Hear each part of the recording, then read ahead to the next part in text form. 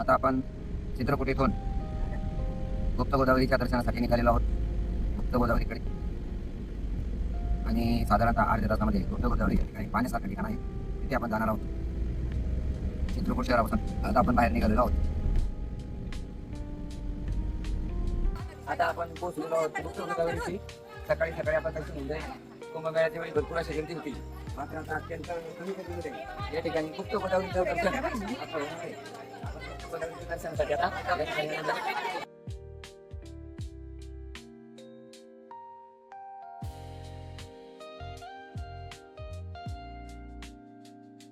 हे आहे गुप्त गोदावरीचं वातावरण, हे परिसर. या ठिकाणाहून आतमध्ये जाण्याचा प्रवेश आपल्याला करावा लागतो आणि मध्ये आपण बघूया कशी गुफा आहे ती. हे दर्शन करून बाहेर निघालेले.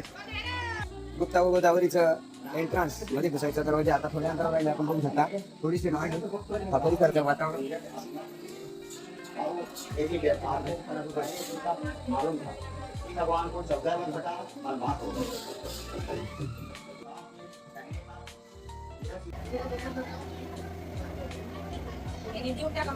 गुफेमध्ये आपण आता प्रवेश केलेला आहे. हे गुफेमधील दृश्य आपण बघू शकता. पूर्ण दगडाची अंतर्गत गुफा आहे. गुफेमधला दरबारचं दर्शन घेऊन आपल्याला पुढे जावं लागणार आहे. देखील अशा प्रकारची सोय आहे. गुफेमधील दृश्य आता खाली आलेलो आहे. आता खालीच बसलेली आहे. बाहेर निघालेला आहे. या इथून बघू शकता जी जागा आहे दर्शनाची.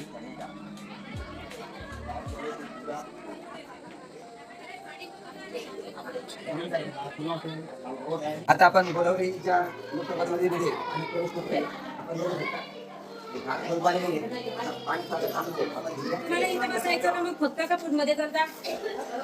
तर आपण बघू शकता.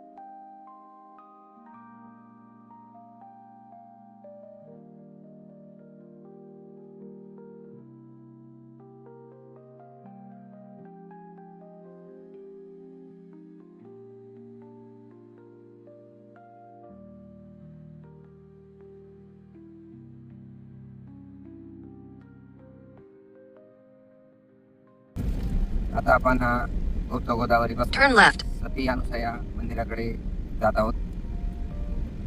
हा जो हायवे इथून आपल्याला परत आपल्या चित्रकूटकडे जाऊन In 400 meters, turn right. आपल्याला सती अनुसया मंदिराकडे परत वळायचं आहे. मंदिराकडे आपण वळायला आहोत.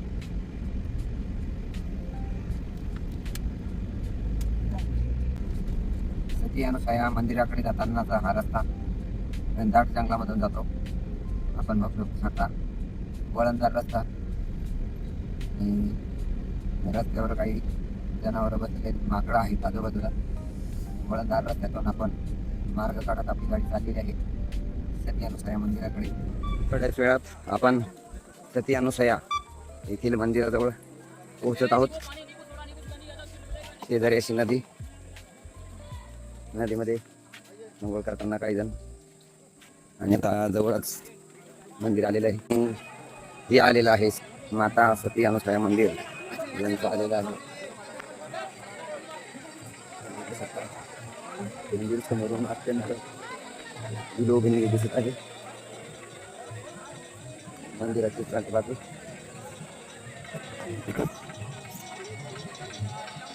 या ठिकाणाहून मंदिरामध्ये आत प्रवेश करायचा आहे आणि या उतरून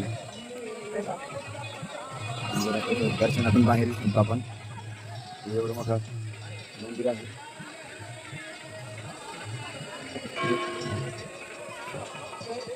आणि समोरच घाट आहे. घाटावर आंघोळी करू शकता. आंघोळी करण्यासाठीचं छानसं पाणी या ठिकाणी आहे. आपल्याला पूर्ण नदी आहे. बरेच आंघोळी करतात तिकडे.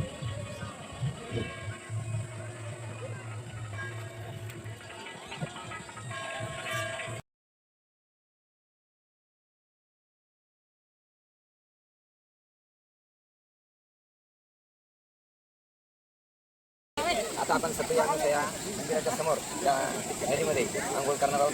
चला ओके.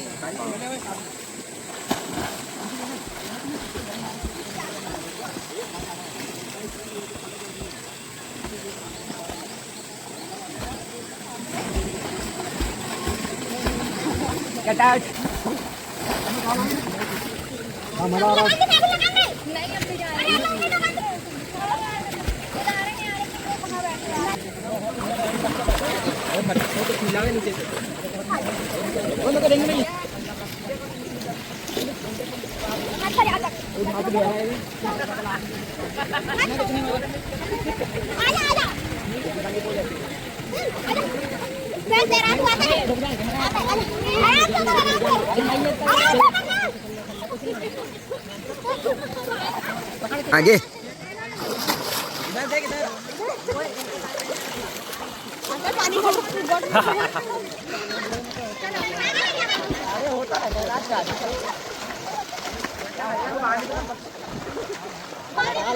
अनुसया मंदिरानंतर आता आपला डायरेक्ट घरच्या परतीचा प्रवास सुरू झालेला आहे आणि आता आपण डायरेक्ट रिटर्न टू कन्नड.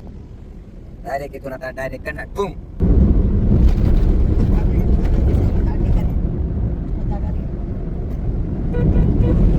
आता इथून चालू केला मग पाठवला कॅन्डल लावून काय पाहिजे तुम्ही काय दरवेळेस पडतो मध्ये.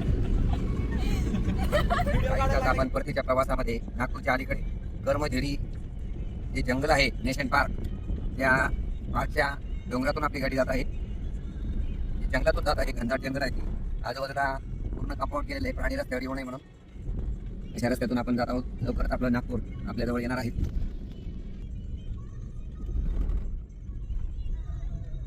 आकाश आहे पाठ चालू आहे.